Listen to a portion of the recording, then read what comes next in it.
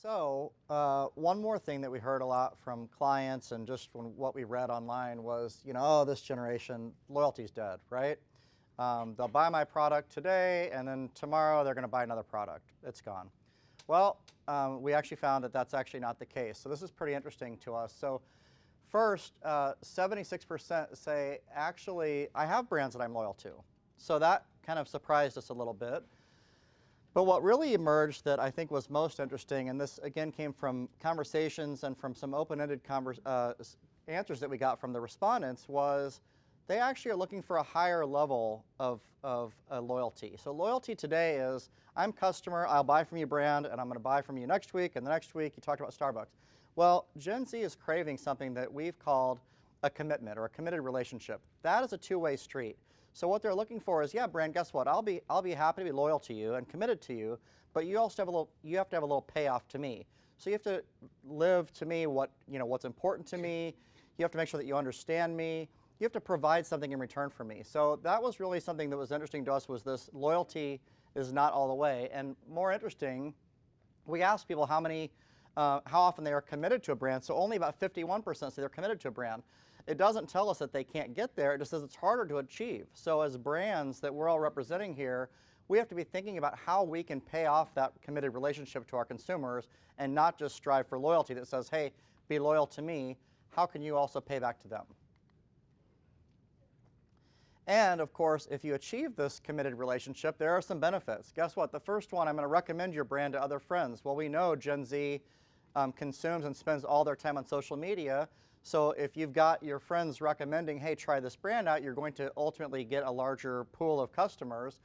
And the other that I know a lot of people in the room would like to hear is that they'll actually pay a higher price for you as well. So we know that there's some great benefits to achieving this committed relationship. And then also, Jen, you and I had a conversation about recently one of your customers coming to your defense on that. I've defended a brand on social. Can you just talk about that quickly? Yeah, well, most of you are probably familiar with the really horrific Great bushfires are overwhelming Australia. We, as Aussie, a brand that was born in Australia, wanted to contribute. So we donated to the one of the biggest wildlife preservation organizations in Australia. And we shared with our consumers that we were doing that, and another consumer commented, what are you doing talking about kangaroos and preserving wildlife when you're not cruelty-free? And we are cruelty-free, we're PETA certified, and before we had a chance to respond to the consumer, our consumers also following us piped in and said, if you read the link in the bio and if you've been following Aussie like I have, you would know that they're cruelty-free. And it's funny, that's just one example of many where we find our consumers are responding to other consumers, asking questions or poking at brands, because with that level of discernment, while there's a lot of familiarity, they're still looking for something they can ongoing trust. But it's interesting that consumers are playing that role for us. Yeah, and it has everything to do, though, the relationship that you've created with them, because without that, they wouldn't do that, that's for sure. So just talking about, Jen, while you're talking, how have you seen loyalty evolve with this audience? Because when Colby and I talked about this a lot when we were first circling this, and I'm like, when you think about the consumer disposition funnel and like P&G being so, regimented and in a good way. No, in a good way, right? Yeah. So the disposition funnel, everyone's like, the funnel's gone, there's the journey's this and all of that. Regardless, there's still like awareness, consideration, conversion, loyalty, and advocacy. And I feel like loyalty and advocacy have kind of become one because of the fact that advocacy now can happen so easily. Like people can just get on blast on their social and talk positively or negatively about anything, that they're not discrete, right? They're almost happening concurrently. So just think, you don't have to even agree with me on that. Like, I'm just curious to see if you see anything of that evolution, either within the proper disciplines of marketing or just generally in your observation. Sure, and those who work with me on Aussie know that I'm pretty straight shooter. So I will say, I think that for large brands, we have had to be honest that some of what we thought was loyalty in the past was really the absence of choice. So that allowed us to think of loyalty as a one-stream type of operating, just trying to keep consumers in our purchase cycle. And there wasn't as much emotional connection and less customer service was part of that That they had a purchase problem loyalty. and then they responded. Yeah, and in beauty, in hair care specifically, within my time at P&G, I've been in hair care for 8 going on 9 years, and the category at the time started with, call it 5, 6 big players. Well, now there are like 15 big players, and that's just in your traditional brick and mortar. Think about the Amazons of the world, the Sephoras, the Ultas, etc. And with that proliferation, Gen Z has more choices. And as they have more choices, that sense of I'm loyal because I have no other option has gone away. So that, I think, has that dynamic of Gen Z being overwhelmed and being discerning, and then the category fundamentally proliferating as you can buy things in more places, have come together to challenge what loyalty means. And for Aussie, we've started to redefine loyalty as a two-way street.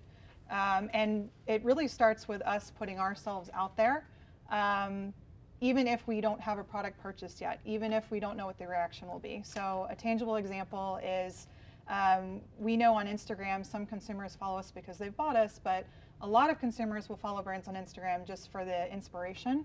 And so as we had Gen Z followers starting to go to our Instagram handle, we would watch who was commenting frequently on our posts, and we started just unprompted doing these blow people away programs where when they commented and maybe they said, gosh, I wish I could have a da-da-da, right? Aussie oils. Well, we ended up launching Aussie oils and reached out to them and sent them a package for them to have one of the first products off the line, that kind of experience. And so then that causes the word of mouth. It causes this sense of, then the next time I'm in a store and I have still more options in front of me because of that gesture the brand made first, I'm going to stick with them. And we do that in ways big and small. It's not sustainable to send everybody a free product, otherwise we wouldn't have marketing funds. So, but it kind of gives a sense of how the degree of how far we lean into the consumer has shifted. Okay, great. And Michael, you wrote an article pretty recently on the topic of loyalty in this audience. Do you have,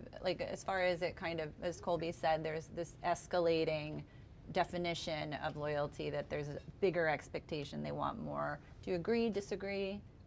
Yeah, so I wrote 5 myths on marketing to Gen Z, and one of them was Gen Z is not, one of the myths was Gen Z is not loyal to brands. So I'm glad you guys agreed with me in saying that that is a myth. That would have been bad if I had to come up here and say, yeah, I was wrong. And I love the idea of commitment, because Gen Z can be brand loyal, but it's more than that. We have so many options, like Jen talked about. How do you get this commitment? Well, it's about it being a two-way street, like Colby said. I'm not just saying this because we're on the same panel. I love what you guys are doing at Aussie, because what I was going to talk about with commitment is that the two-way street, we want to feel like valued customers, okay? Obviously, everybody throws around the term valued customer. What does that actually look like? Well, it's responding to both positive and negative comments on social media. You see a lot of companies respond to complaints like, oh, we'll fit like a robotic message. Oh, we'll fix that for you. Like, great. But responding to positive messages is also extremely important, because if I reach out to a brand, I say, hey, I love what you guys are doing with this, they don't respond, it's like, all right, great. But if they do, you feel seen by that brand. If they retweet or say, thanks a lot for your input, we really appreciate it, I'm incentivized to continue promoting that brand. And like, this is free advertising for you. So I'm incentivized to keep saying good things about your brand. Then my followers see me saying good things about their brand. They reach out. It's a positive feedback loop. So exactly what you guys are doing, responding to comments, just basic stuff like that, making your customers feel seen, doing polls, like you talked about, retweeting them, giveaways, exactly that. And just making them feel like they're more than just someone. Like back in the past, it was just they advertise, a loyal customer just buys, and then they buy, and then they buy. Now it's that two-way street, making us feel seen, and frankly, exactly what Jenna is doing at Aussie. I was not paid to say that. Thank you. I that's appreciate really well done. it. Yeah, I'll send you one awesome. of our BPA. You're gonna get some oils tomorrow. I'm trying to get one of those free things. Yeah. So This is all working out. It's all working out for Michael today. So Erika, just before we move on, loyalty is not an easy thing to get in your industry, right? Because there's so many options. I mean, look at New York City. I don't even know how many options there are for a place to go out and get some food. A ton. Right? Yeah. I'm sure you know the number. Thousands. I don't even want to know. I'm Yeah. almost scared. But what are you finding is the trigger to get loyalty? Because you've said there are repeaters, right? What makes the difference? I mean, we think each brand is different of what specifically works for them. There's a ton of different things that you can do to engage a customer. I think both of you guys touched on the fact that people want to be seen in a world where you can go out, you can stand on the street and literally have 26 options of restaurants right in front of you within a 1 block radius. So what do? I mean, of course, most brands have, the hum-ho loyalty program. Everyone, sign up for a membership. You get this discount off. Bed Bath & Beyond. Everyone has 20% off all the time. Except when you need the coupon. Except when you need the coupon. But they actually just launched. I just was there. They actually just launched, and you pay $30 for the year, and you get 20% off everything all the time. So there are ways. there are the everyday everyone has buy 10 meals get one free, get 10 manicures, you get one. I think those don't impress people anymore. You need to kind of go a step further and engage your customer with whatever you think that is. For us, we touch on a couple different points. Obviously, the value is regardless of the product or the industry, the value has to be there. If you don't have value, you've already lost. Past that, I mean, for us specifically, we feel like everyone out there is looking to be seen, as you've mentioned, but it's the personalized aspect of a business. Like, think about the businesses that everyone is very committed to. You have Uber, who's your personal driver. You now have Alexa, who's your personal DJ and assistant, who'll send you reminders. For us, Sushi by Boo, for those of you who haven't been there are not familiar with the concept, it's an 8-seat sushi omakase style counter. So our staff to customer ratio is actually, we seat 8 people and we have 5 employees in the room. So you walk in and it's a very personal experience where you have a personal chef and you literally feel like everyone is there to serve you, because that's what it is. In addition to that, we treat every single person like gold. In the service industry, that's very important because staff is very hard to train and make sure staff is doing. I'm sure we've all had bad service experiences where someone looks very unhappy to get you that extra drink or get no cheese on your salad, whatever it is. So training your staff to A, provide consistency, and B, make every customer feel like they're actually your #1 priority. Yeah, I remembered the name of the host. I don't remember any names ever. I apologize in advance. She did. I did. And Yeah. I was like, it's Tom. And Yep. oh, he's in a band. And I remember things about him Yeah. because he literally came over and made conversation, and it was amazing. I mean, I think that kind of experience, that personalization is, do you think that's something that's going to happen in the future more? Do you think the scaling down of it is what's making the difference? What are you thinking? I think it's tough. Some businesses, it's very hard to provide a personal experience to every customer you have. But I think there are different ways through social media. Even if you're not communicating with your customer face to face, you are communicating with them through Instagram, through this, through that. What you mentioned, commenting back. Like, we respond to every single review. It's a good review, a bad review. We respond to every single person because every single person counts. Every single person matters to us. It's very tough to scale that, and we're figuring out ways of how. But there's, having a connection to the brand and making the brand feel accessible to us is the most important thing, and actually engaging them to be loyal customers.